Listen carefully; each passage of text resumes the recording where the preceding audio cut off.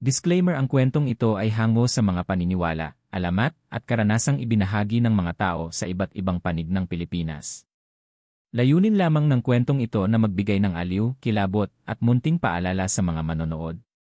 Wala itong layuning manira ng tao, relihiyon, o kultura. Ang ilang bahagi ng kwento ay maaaring binigyang likha upang mapalalim ang kabuuan ng salaysay. Kung kayo ay madaling matakot, huwag mag-isa sa panonood ng kwentong ito. Mag-ingat at maging mapanuri. Dahil sa mundo ng dilim at kababalaghan, may mga kwentong mas totoo pa sa inaakala natin. Ako si Jomar, 14 na taong gulang, at lumaki ako sa piling ni Lola Pilar mula pagkabata.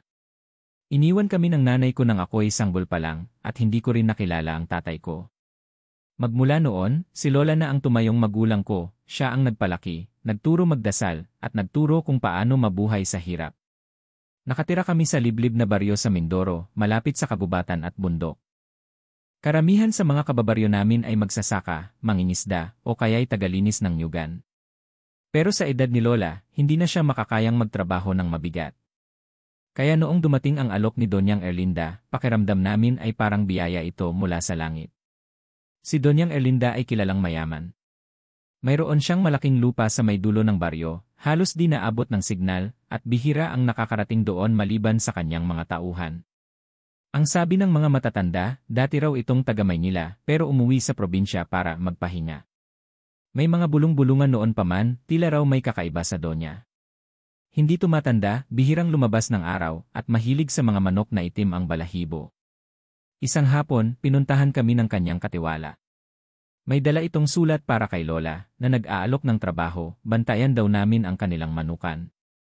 Madali lang daw magpakain sa umaga at hapon, siguraduhing walang hayop na papasok, at isara ang mga kulungan tuwing dapit hapon. Kapalit nito, libre kaming titira sa isang maliit, ngunit maayos na bahay sa loob ng hasyenda, may libreng pagkain, at malaking buwanang sahod na doble pa sa karaniwang kita ng magsasaka. Hindi na kami nagdalawang isip. Ang unang araw sa hasyenda nang dumating kami sa hasyenda ng Donya, agad akong namangha. Malawak ang lugar, halos kasing laki ng 3 eskwelahan.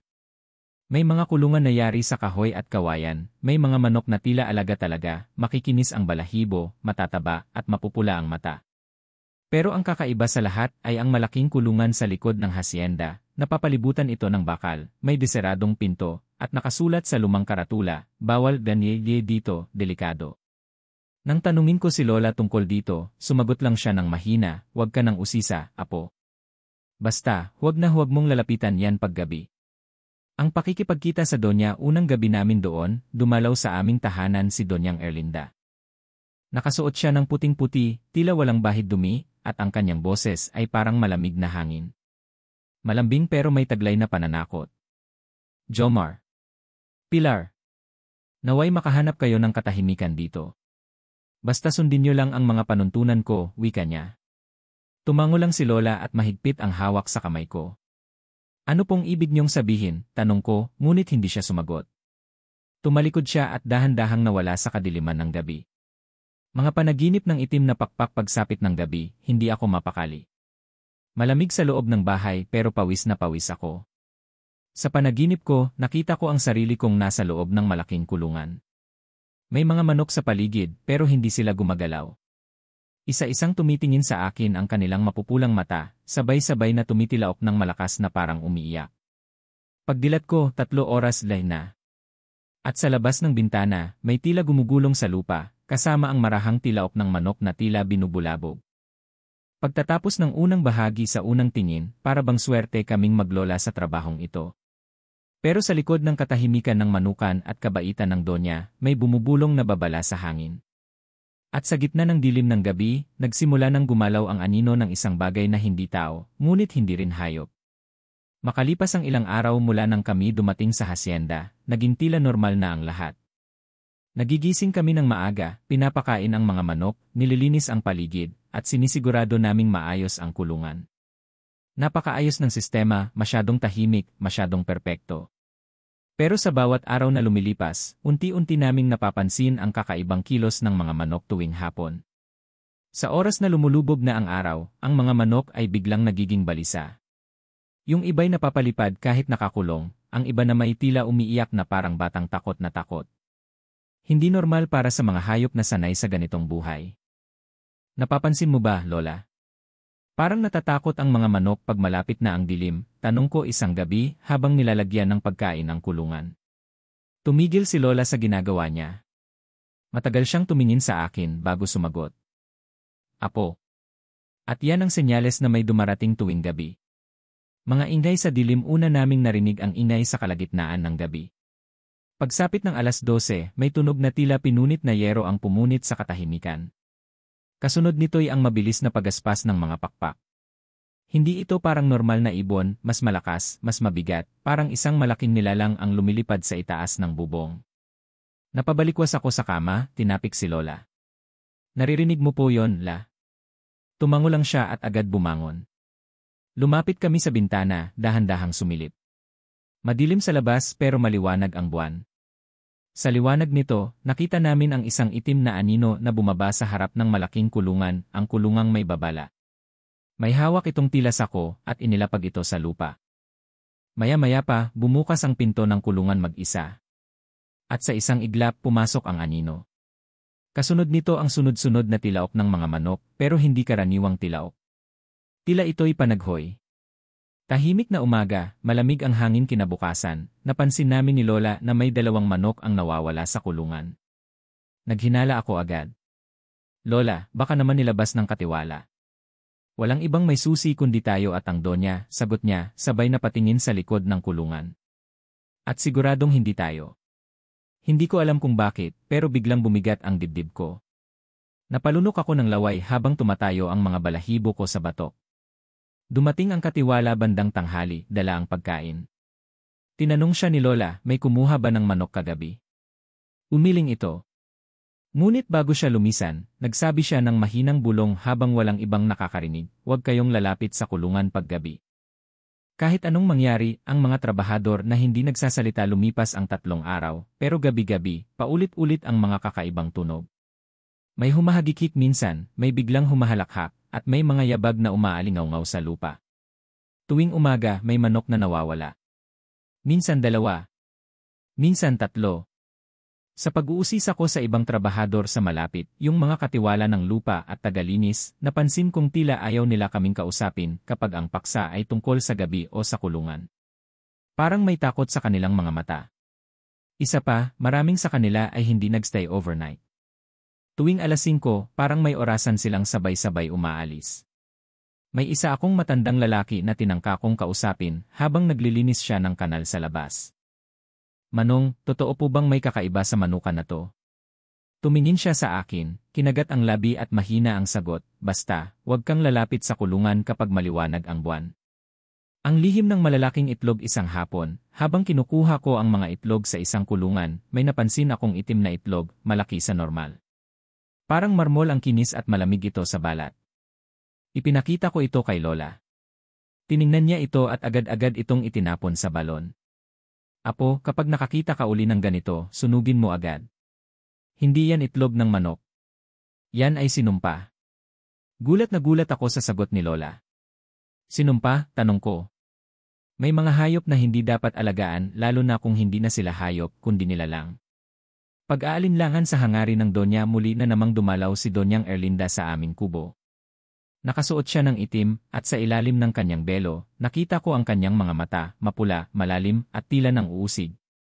Napapansin ko, Jomar, magaling kang magbantay ng mga manok. Mas matalas ang pakiramdam mo kaysa sa inaasahan ko, sambit niya, sabay ngiti. Ngunit ang ngiting yon ay hindi pangkaraniwan. May halong babala.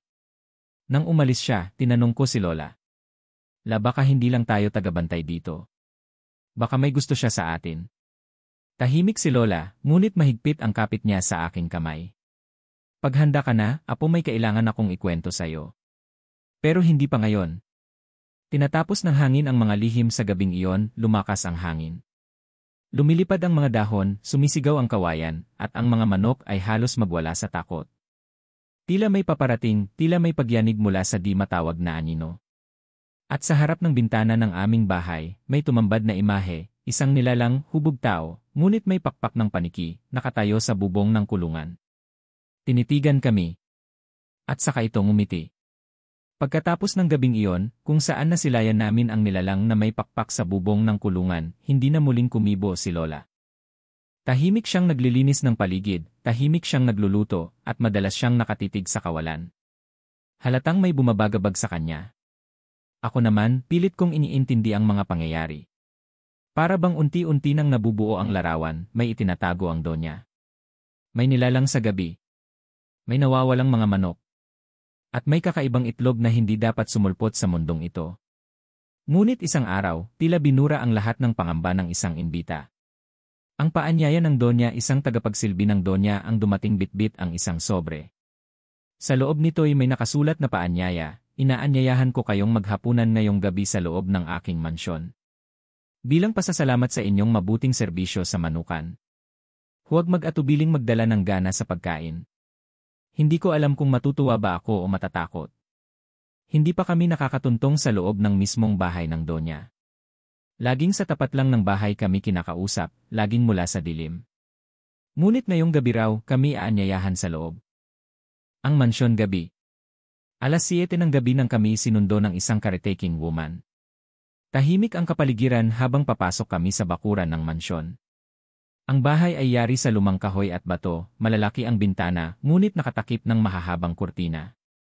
Sa loob, tila walang ilaw maliban sa mga kandilang nakahanay sa bawat sulok. Pagpasok namin, bumati ang Donya, suot ang itim na bestida, may mga perlas sa leg, at pulang lipstick na halos magkulay dugo sa ilaw ng kandila. Maligayang pagdating, malambing niyang bati. Ngayong gabi tikman niyo ang tunay na lasa ng pasasalamat. Ang hain, pista ng karne, isang mahabang hapag ang nakahain. Nagliliyab ang mabangong pagkain, inihaw na manok, adobo, kalderetang tila mas masarsa pa sa karaniwan, at mga putaheng hindi ko alam ang pangalan. Masarap ang amoy, parang mamahaling handaan sa syudad. Lumantak kayo, anyaya ng Donya. Ako, gutom na rin, kaya't hindi na nagdalawang isip. Si Lola, bagaman tahimik, ay kumain din. Pero napansin kong hindi niya hinahawakan ang manok. Habang kumakain kami, tumigil bigla ang Donya at tinanong ako, Jomar. Anong lasa ng karne? Napatingin ako sa kanya. Masarap po, malambot, maalat-alat, parang may halong matamis. Tumawa siya. Iyan ang sekreto ng tagumpay, ang tamang timpla ng liwanag at dilim. Hindi ko na naintindihan ang ibig niyang sabihin. Akala ko'y basta metaphor lang. Pero may laman ang mga salita niya. Mga panaginip ng dugo pag uwi namin ni Lola, hindi ako mapakali. Parang mabigat ang tiyan ko, pero hindi dahil sa dami ng kinain, parang may kung anong buhol sa loob. Nang humiga ako, agad akong nakatulog. At sa panaginip ko ako'y nasa gitna ng kulungan. Wala nang mga manok. Ang mga kulungan ay puno ng laman loob, atay, puso, bituka. May isang mesa sa gitna. At doon, nakaupo si Donyang Erlinda, mumunguya ng hilaw na karne. Gusto mo pa ba, Jomar? Tanong niya, habang tumutulo ang dugo sa kanyang baba. Maya-maya pa, nakita ko ang sarili kong hawak ang isang kutsilyo. Sa aking harapan isang buhay na manok, umiiyak at sumusuko. At ako, walang imik, pinutol ang leg nito. Gulat sa umaga pagdilat ko, pawis na pawis ako.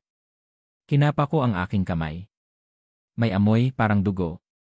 Ngunit wala namang sugat, wala namang pisikal na ebidensyang totoo ang panaginip.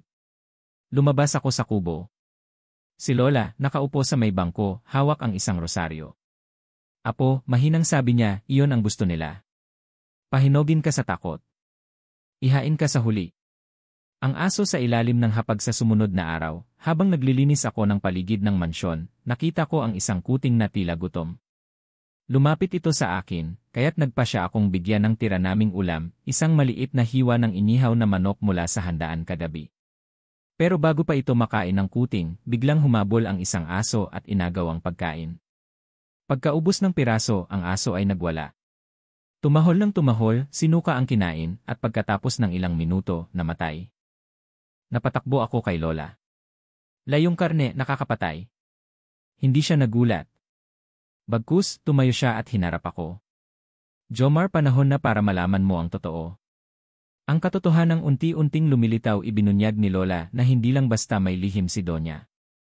Dati na pala silang magkalaban. Taong 1970, si Lola ay isa sa mga bantay katawan ng isang albularyong leader sa kanilang grupo. Noon pa man, kilala na si Erlinda bilang tagasunod ng itim na Ginoo, isang nilalang na kumukuha ng kaluluwa kapalit ng kapangyarihan. Ayon sa kwento ni Lola, pinatay raw ng Donya ang buong pamilya ng isang albularyo sa pamamagitan ng pagkain sa kanilang laman loob. Sa isang ritual, inialay niya ang mga manok upang pagtakpan ang amoy ng dugo ng tao. Sa bawat hapunan, may halong bahagi ng nilalang na hindi dapat kainin ng tao, isang paglabag sa likas na batas ng kalikasan. Jomar, baka sa susunod, hindi lang manok ang nasa hapag. Baka tayo na. Paghahanda sa laban simula noon, naging mas alerto si Lola. Naghanda siya ng mga orasyon, mutya, asin at langis. Itinuro niya sa akin kung paanong ipatong ang asin sa mga bintana, kung paanong makinig sa bulong ng hangin, at kung paanong kilalanin ang mga aninong hindi galing sa araw. Hindi ka lang tagapangalaga, Apo. Isa kang tagapagmana ng ating paninindigan laban sa dilim. Hindi ko alam ang ibig sabihin noon. Pero sa bawat gabing lumilipas, mas nararamdaman kong may paparating na pagsubok. At baka wala na kaming oras. Mula nang isalaysay ni Lola ang tunay na katauhan ni Donyang Erlinda, tila may bumukas na panibagong pinto sa kamalayan ko. Hindi na ako basta bata na tagapangalaga ng manok. Isa na akong saksi sa matagal ng laban ng liwanag laban sa kadiliman. Pero kahit anong babala ni Lola, hindi ko mapigil ang pag-usisa.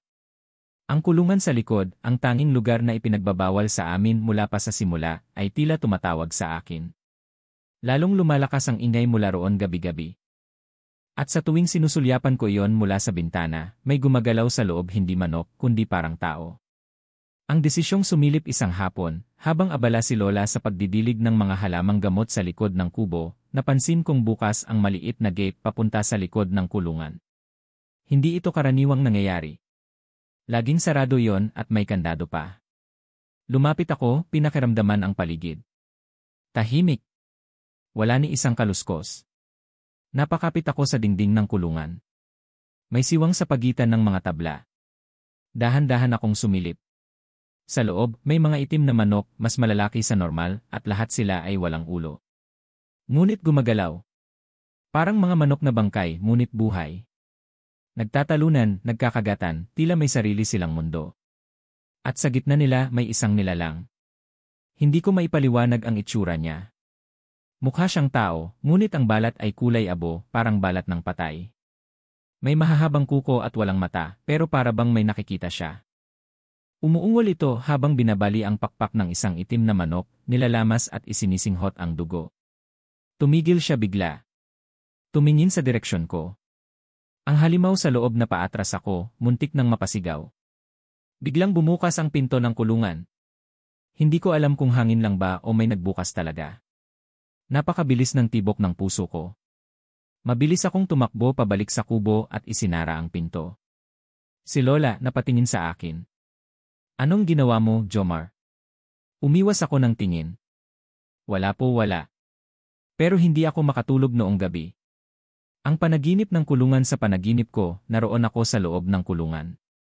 Kasama ko ang mga manok na walang ulo, umiikot ako habang sila'y dumarami. Sa gitna ng kulungan, naroon muli ang nilalang, ngunit ngayon, boses ni Donya ang kanyang tinig. Bakit mo sinilip, Jomar? Hindi ka pahinog, biglang nagdilim ang paligid. May pumasok na apoy sa kulungan, at ako'y nasusunog sa sariling paningin. Isang boses ang bumubulong, kapag ang tao'y sumilip sa dilim may kapalit. Ang katotohanan ni Lola kinabukasan, hindi ko na kinaya. Kinausap ko si Lola. Sumilip po ako sa kulungan. Hindi siya nagulat. Tumango lang siya, parang matagal na niya nang inaasahan ito. Nararamdaman ko kagabi. Ang hangin ay naging mabigat. Ang lupa'y parang nilamig. Jomar, minulat mo na ang isang mata ng dilim. Ibinunyag ni Lola na ang kulungan ay hindi basta kulungan ng manok, ito ay altar. Isang taguan ng mga sinumpang kaluluwa ng mga batang ipinagpalit sa ritual. Lahat ng mga manok doon ay dating bata, mga alay sa kapangyarihan ng Donya. Kapag sumilip ka roon, Jomar, bulong ni Lola, naalala ka na nila. Isa ka ng markado. Pagdating ng itim na bisita bandang hating gabi, may kumalabog sa bubong ng aming bahay.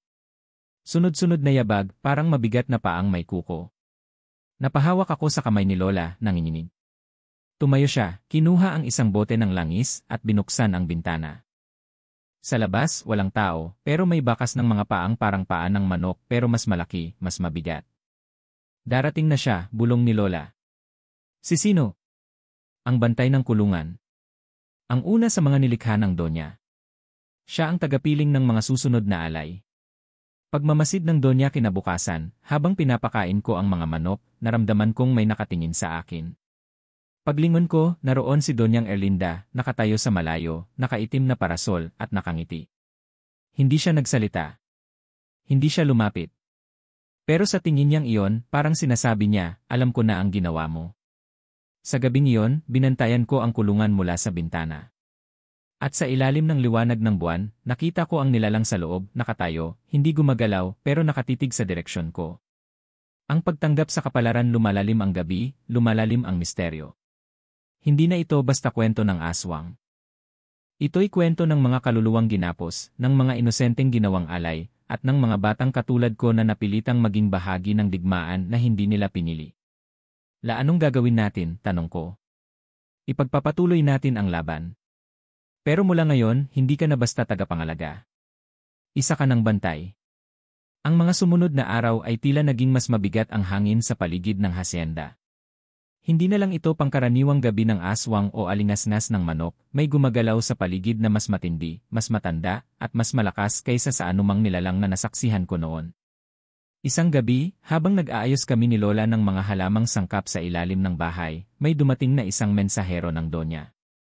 Maputla ang balat nito, matangkad, at may dalang itim na sobre.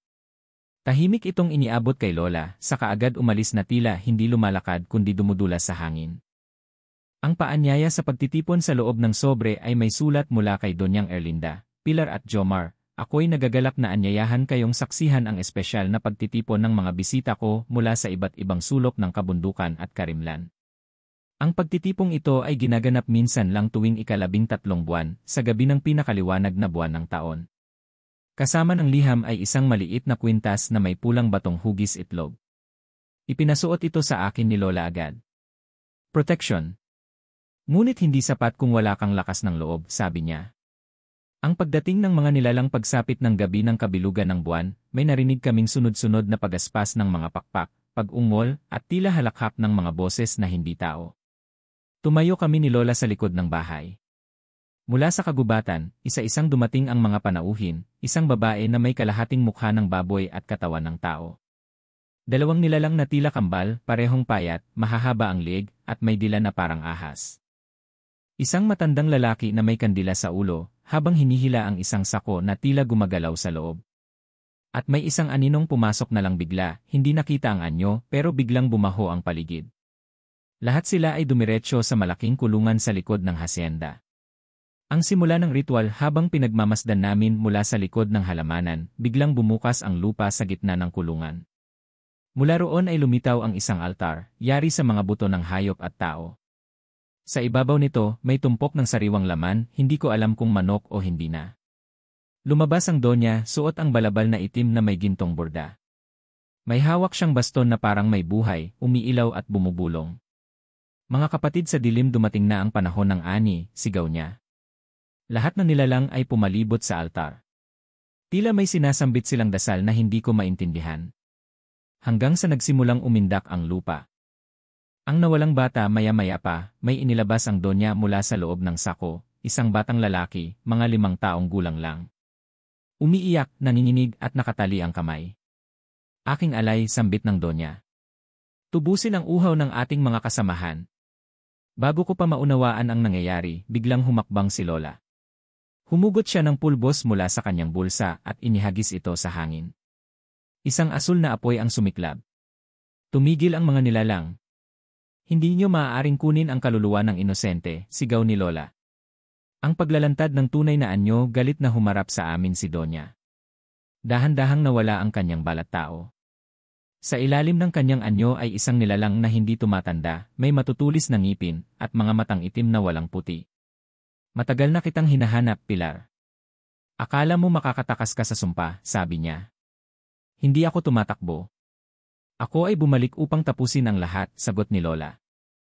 Ang laban ng liwanag at dilim, biglang rumagasa ang mga nilalang palapit kay Lola, ngunit bawat isa ay napapaatras sa liwanag na lumalabas sa kwintas ko.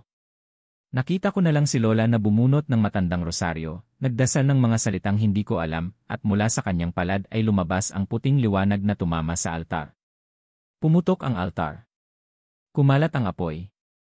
Nagsisigawan ang mga nilalang at isa-isang nagsilaho sa lupa, para bang tinatawag pabalik sa kailaliman. Ngunit ang donya ay nanatili. Sugatan man ay tila mas lalong lumakas. Ang pagkawala ng batang alay sa gitna ng kaguluhan, nakita ko ang bata na unti-unting lumalabo. Sumisigaw ito pero walang tunog. Tila siyang hinihigop ng hangin. Tumakbo ako, sinubukang abutin ang kanyang kamay, pero natunaw siya sa hangin. Jomar, hindi lahat ng kaluluwa ay maliligtas, sambit ni Lola. Ngunit maari pa nating pigilan ang iba pang sakripisyo. Banta ng donya bago siya mawala sa usok at apoy, sumigaw ang donya, hindi pa ito tapos. Isa ka sa mga pinili, Jomar. Sa susunod na anihan ikaw ang alay. At sa isang kisap mata, nawala siya. Kasama ng kanyang mga nilalang. Tahimik. Walang naiwan kundi ang abo, sirang kulungan, at isang matandang albularya at batang lalaki na ngayoy parehong bahagi na ng isang mas malaking digmaan. Pagkatapos ng pagtitipon ng mga nilalang sa manukan, muli nang tumahimik ang buong hasyenda. Ngunit ang katahimikang iyon ay parang dagundong ng paparating na unos. Sa panlabas, parang walang nangyari, pero kami ni Lola, alam naming may bumangon na halimaw. At hindi ito titigil hanggat may makuha ulit. Simula noong gabing iyon, palaging nakatingin si Lola sa langit tuwing dapit hapon. Tila may minamasdan siya. May mga binubulong siyang orasyon habang hawak ang lumang rosaryo na may maliliit na itim na butil. Hindi na ako nakatiis. Lasino po talaga si Donyang Erlinda sa buhay niyo? Tahimik muna si Lola. Huminga ng malalim. At saka siya nagsimulang magsalaysay ng isang kwentong matagal na niyang itinago kahit sa sarili niya. Ang simula ng laban, taong 1972, bungad ni Lola, ako ay dalagang albularya noon, kasapi sa lihim na samahan ng mga taga-bantay sa Visayas. May kakambal akong lalaki, si Dario, at sabay kaming inihanda para maging tagapagmana ng sinaunang kaalaman.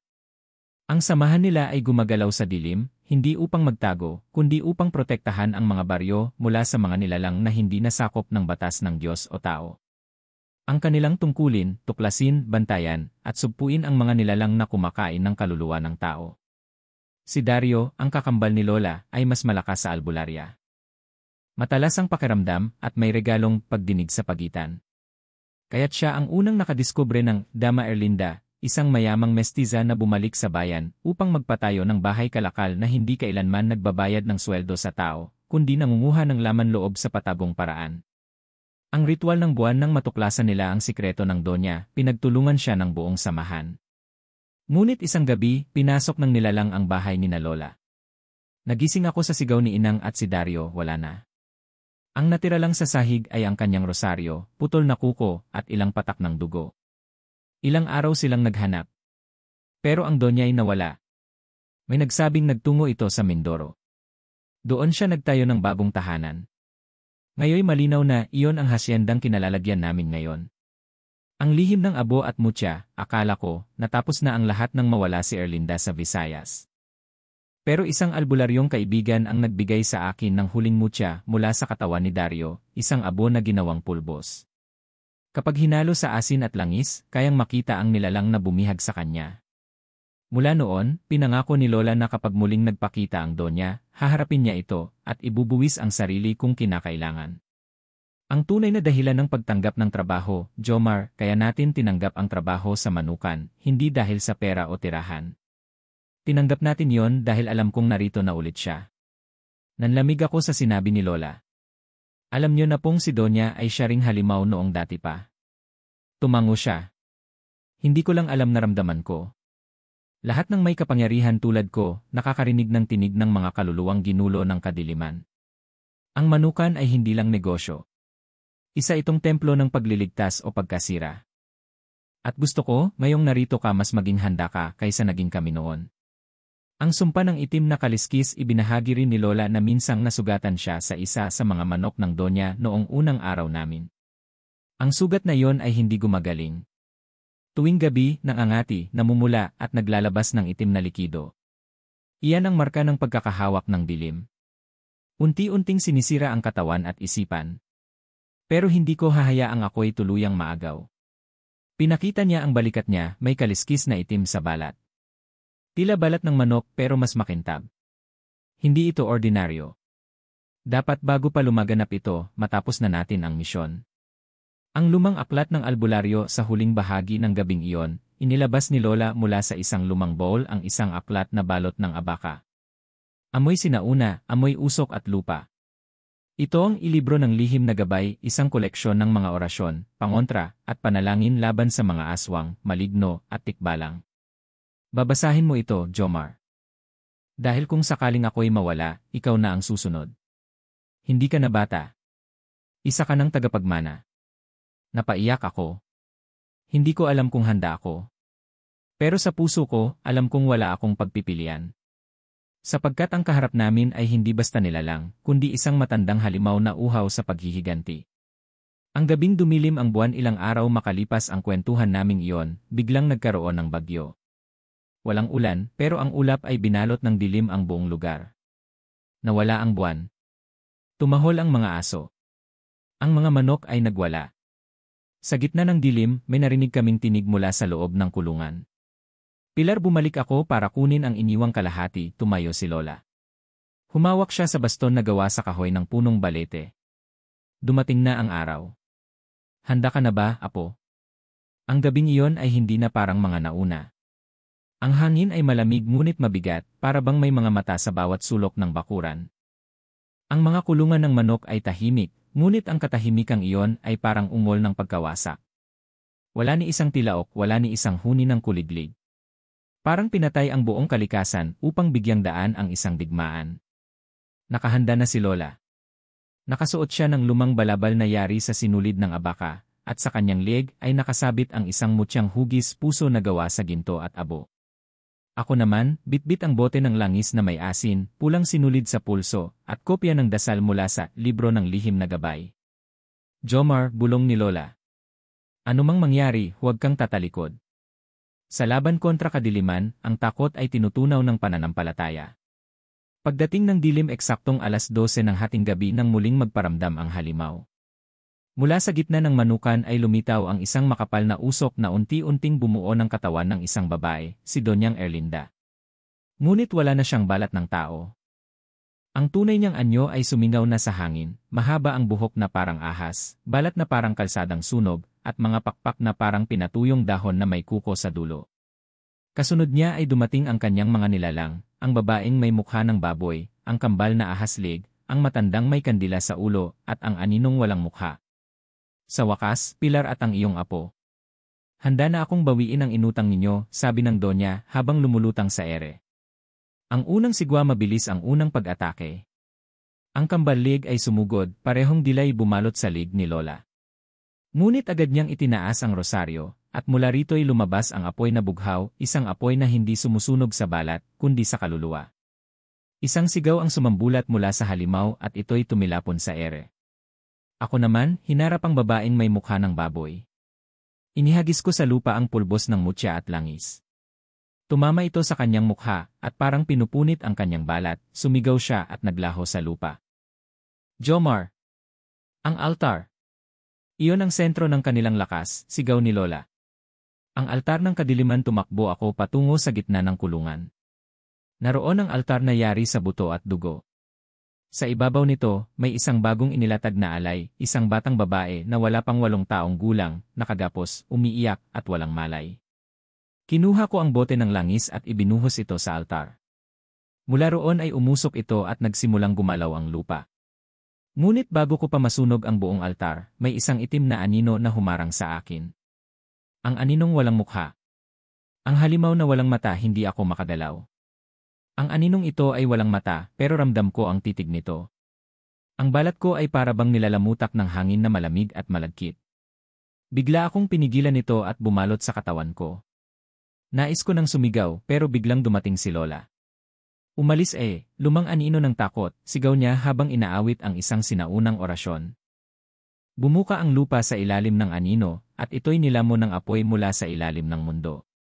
Pagliligtas sa alay nang makawala ako, agad kong tinanggal ang tali ng batang alay. Gising na siya, ngunit nanginginig. Sandali na lang, ililigtas kita, bulong ko. Itinaas ko ang bote ng asin at ibinuhos ito sa altar. Sinindihan ko gamit ang apoy mula sa rosaryong ibinigay ni Lola. Pagsiklab ng apoy, tumili ang donya. Hindi. Hindi mo pwedeng sirain ang aking haligi ng kapangyarihan. Ang huling pagtutuos lumipad ang donya patungo sa akin. Hawak niya ang baston niyang may laman ng sigaw ng daan-daang alay. Tumama ito sa lupa at nagsimula ang lindol. Ang mga manok sa paligid ay biglang tumayo kahit patay na, gumalaw. Para silang mga zombie, umaatake kahit sunog na ang katawan. Ngunit sa gitna ng kaguluhan, lumapit si Lola, sugatan, pagod, ngunit buo pa rin ang loob. Dito na matatapos ang sumpa mo, Erlinda. Ngayon, ibabalik ko sa iyo ang iniwang kaluluwa ng aking kakambal. Hinugot ni Lola mula sa kanyang dibdib ang mutya ng abo ni Dario. Mula rito'y lumabas ang isang ilaw na hugis tao, ang kakambal niyang si Dario. Puno ng liwanag, lumutang ito patungo sa donya. Ang pagbagsak ng halimaw nang magtagpo ang liwanag ni Dario at ang kadiliman ng donya, nagsimulang mabalot ang paligid ng matinding pagsabog ng enerhiya. Ang mga halimaw ay nagsisigawan, isa-isang naglaho, at ang donya ay nagsimulang matunaw sa sariling itim na apoy. Hindi pa ito ang wakas, bulong niya. Hanggat may takot, may kapangyarihan ako, at sa isang iglap, siya'y naglaho, kasabay ng altar, ng abo, ng halimaw, at ng manukan. Pagkatapos ng laban umaga na. Wala na ang kulungan. Wala na rin ang mga manok. Ang lupa kung saan naroon ang manukan ay naging abo, walang buhay, parang hindi na tinubuan kailanman. Si Lola ay nakaupo sa ilalim ng puno, hawak ang rosaryo, at mahina na ang paghinga. Lumapit ako, lumuhod. Tapos na, apo, pero ikaw na ang tagapangalaga ngayon. Bantayan mo ang mga susunod na manukan. Dahil hindi lang isa ang donya sa mundong ito, mag-iisang linggo na mula nang maganap ang pinakamatinding gabing naranasan ko sa buong buhay ko, ang gabi ng huling labanan sa manukan. Ang gabi kung kailan bumagsak ang altar ng donya, naglaho ang mga nilalang ng kadiliman, at isinuko ni Lola ang lahat upang maputol ang daan ng dilim. Ngunit ang katahimikan na bumalot sa paligid matapos ang digmaan ay hindi naging kagaanan. Sa halip, ito ay tila tanda ng bagong responsibilidad, isang tungkuling hindi ko hiningi, ngunit ako na ngayon ang tagapagmana. Ang huling buntong hininga ni Lola noong mismong umagang iyon, matapos ang pagkawasak ng manukan, naramdaman ko ang bigat ng hangin. Si Lola ay hindi na nakatayo. Nakaupo siya sa lilim ng punong mangga, hawak ang rosaryo sa kanyang dibdib, at mapayapang nakapikit. Nilapitan ko siya. Tinawag ko. Hinawakan ko ang kanyang kamay, malamig na. Bulong ko, kahit alam kong wala na siyang maririnig. Ngunit may nahulog mula sa kanyang bulsa, isang sulat, nakatiklop at may pangalang Jomar. Ang sulat ni Lola Apo, kung binabasa mo ito, ibig sabihin ay hindi na ako nagising.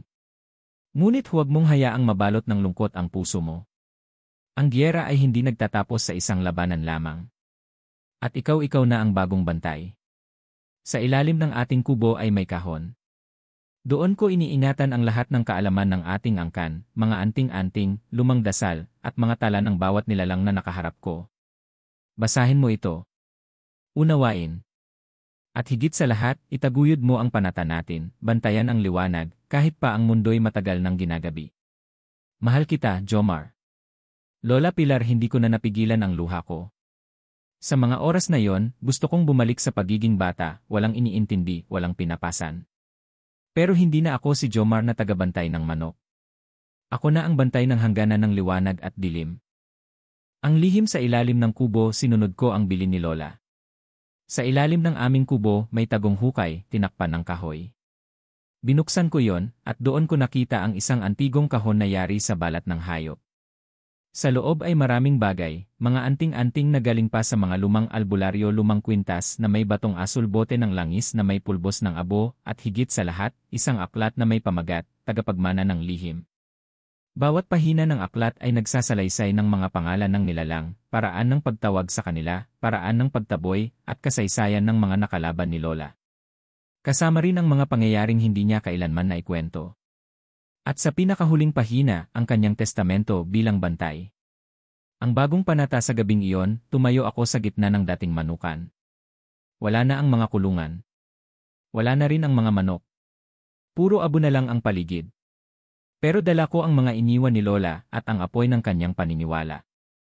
Bumigkas ako ng panibagong panata, sa ngalan ng mga nauna, sa liwanag ng katotohanan, ako'y humaharap sa dilim, hindi para makipagdigma kundi upang bantayan ang hangganan ng buhay, ng liwanag, at ng kaluluwang dapat manatili sa liwanag. Pagbalik ng panganib ilang linggo ang lumipas, muling bumalik sa normal ang baryo. Ngunit isang gabi may kumatok sa aming kubo. Isang batang babae, mukhang bagong salta. Kuya, wika niya, nawala po ang kapatid ko sa gubat. May nakita po siyang manok na kulay itim sinundan po niya. Nanindig ang balahibo ko. Tinignan ko ang kalangitan. May buwan na naman. Malaki. Maputi. Sa ilalim ng kama ko, naroon ang kahon ni Lola.